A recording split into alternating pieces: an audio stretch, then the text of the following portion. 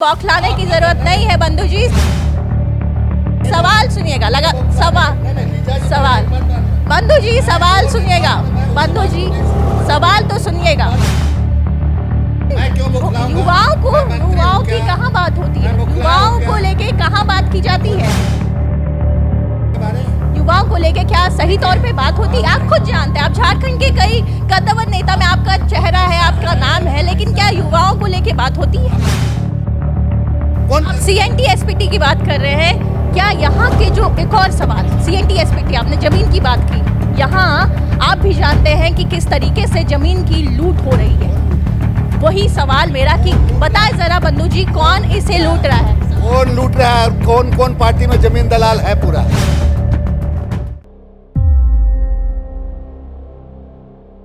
नमस्कार, मैं लीजा और आप देख रहे हैं #भारत।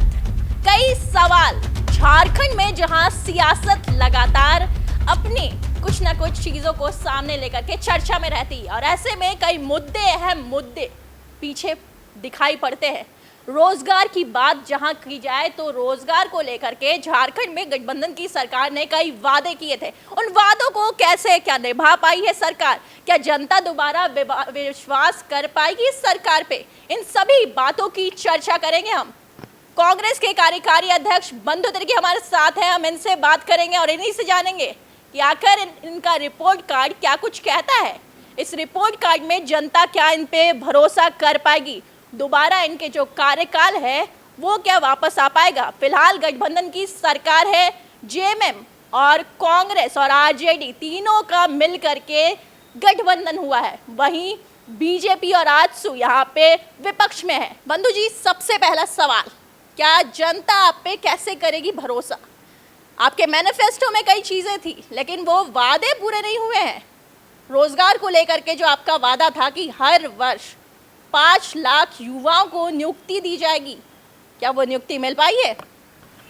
भैया जी, जहाँ तक विश्वास की बात है, जनता गठबंधन पर ही विश्वास करती है।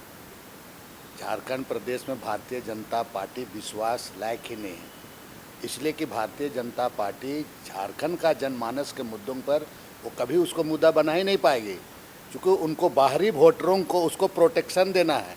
यहाँ के लोगों में अगर आप कहेंगे तो 5वीं अनुसूची पर भारतीय जनता पार्टी बात नहीं कर पाएगी।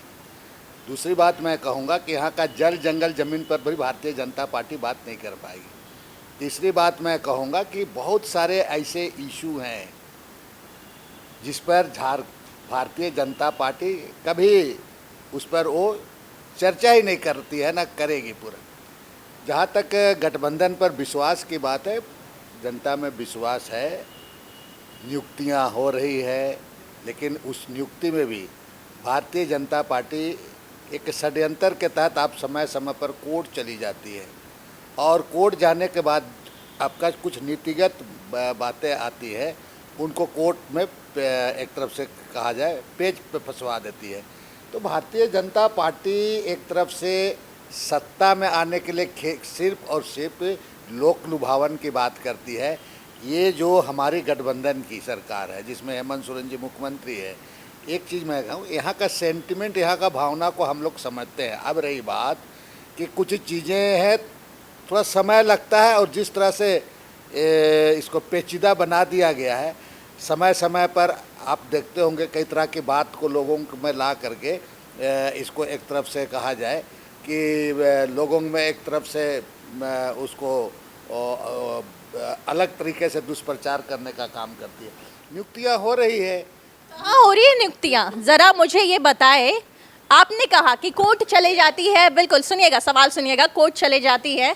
2017 में रघुवर दास की सरकार थी और उसके बाद वहाँ पे जो नियुक्तियाँ निकाली गई थी, वहाँ पे भी कई पेच फंसे। अभी फिलहाल जिस नियुक्तियों की आप बात कर रहे हैं, जिस बात कर रहे हैं कि लोगों को रोजगार दिया जा रहा है, रोजगार ये उन्हीं समय जो हुआ था, उन समय जो हुआ था, आपको दिखाई नहीं देती है, जितने भी नियुक्तियां हो रही है आप लोगों को दिखाई नहीं देती है, और आप भारतीय ऐसे जनता पार्टी का नहीं, प्रवक्ता बिल्कुल नहीं, जो बिल्कुल नहीं, बिल्कुल नहीं। बात बोल रहे हैं, सवाल मैं सवाल मैं सुनिएगा, बिल्कुल सवाल नियुक्ति हो रही है, नो, आप नो, नो। बौखलाने की जरूरत नहीं, नहीं है बंधु जी, देखो, सवाल सुनिएगा, लगा सवाल नहीं, नहीं, लीजा जी, मैं सवाल एक बात बता रहा हूं। बंधु जी मैं सवाल बोल रहा सुनिएगा, हूं, मैं उसी बंधु बात को जी नहीं सुनूंगा ना। सवाल तो सुनिएगा, आप बात नहीं सुनूंगा ना, आप बिल्कुल आपको सवाल मैं बात सुनो। अगर बौखलाहट आप की ऐसे जरूरत कहोगे तो नहीं डाटा है। नो नो नो, डाटा के डाटा साथ- की बात की जाए, सुनिए सुनिए, सवाल सुनने की, आप सुनो ना, पहले आपकी बात सुनेंगे, आप सवाल सुनिए मेरी बात। सवाल मुझे जरा करने नहीं, दीजिए। आपका सवाल मैं समझ बंधु चुका हूं, जी, मेरी बात जवाब तो देने दो। बंधु जी सवाल, जवाब तो देने दो लीजा। बंधु जी आप सवाल, जवाब तो देने दो। बंधु जी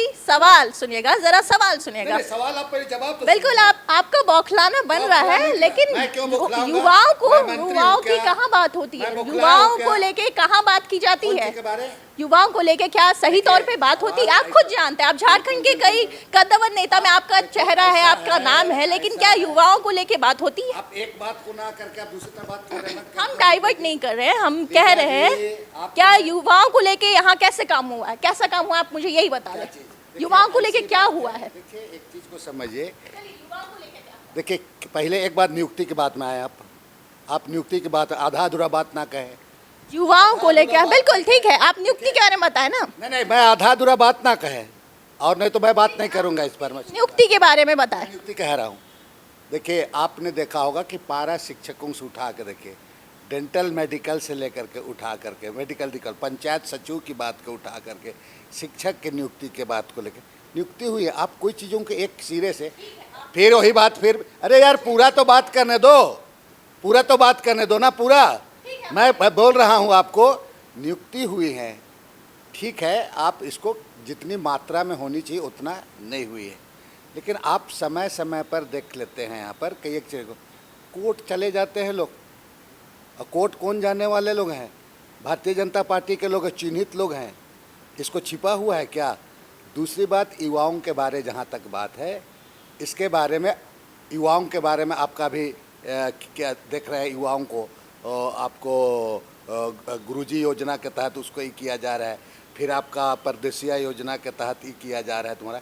अब सवाल है उन चीज़ों में और भी थोड़ा और आगे बढ़ने की कमी बेसी हुआ है, लेकिन एक सिरे से लीजा जी खारिज करना, और आप इसको आप जिस तरह से बात करेंगे तो वो सही बात नहीं, आपको सीधी बात है, हुआ है, लेकिन संख्या में देखें या तो जितना और होना चाहिए, जितनी किया जाना चाहिए वो नहीं हुआ। उसके पीछे कारण क्या है कि देखिए ये जो इस सरकार को देखिए, यहाँ पर भारतीय जनता पार्टी की सरकार सत्ता हटने के बाद यहाँ से एक चक्रव्यूह रचने वाले लोग हैं, यूपी बिहार के लोग हैं।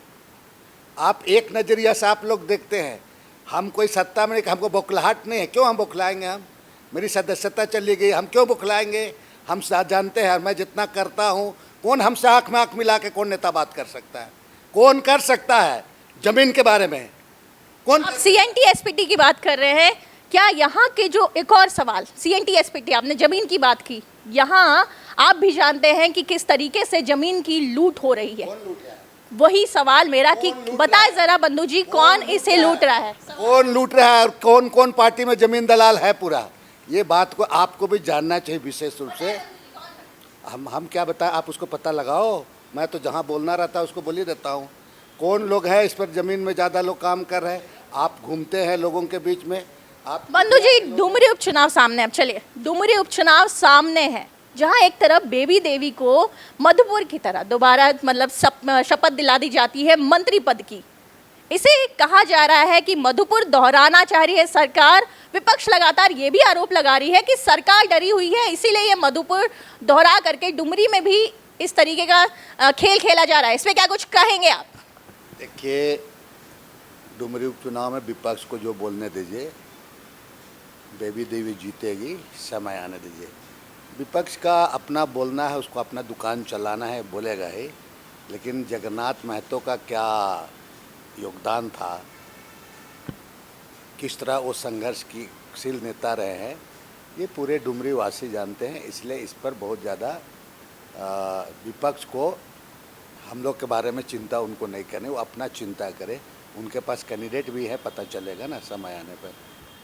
बंधु जी लगातार अपनी बातों को सामने रख रहे हैं, थोड़ी बहुत झड़प भी चलती है, क्योंकि कहीं ना कहीं यहाँ पे राज्य के जब मामले की बात होती है, राज्य के युवाओं की, रोजगार की, शिक्षा की बात होती है, तो सवाल तो बनते हैं। और ऐसे में 24 का चुनाव किस ओर करवट बदलेगा, कौन सी पार्टी जीतेगी, किस पार्टी की होगी हार, इन सभी चीज़ों को हम आपके सामने रखने की कोशिश करेंगे। फिलहाल राज्य में कुछ भी चीज़ें होती है तो युवा सबसे ज़्यादा परेशान दिखाई पड़ती है। नियुक्तियों की अगर बात की जाए, हर वर्ष 5 लाख युवाओं को नियुक्तियों के साथ, रोजगार के साथ जोड़ने के सपने थे। मैनिफेस्टो में ये सभी चीज़ें थी, लेकिन ये धरातल पे नहीं हो पाया। कुछ कम चीज़ें हुई, लेकिन क्या दोबारा जनता इस सरकार पे विश्वास बनाएगी, ये सवाल होता है।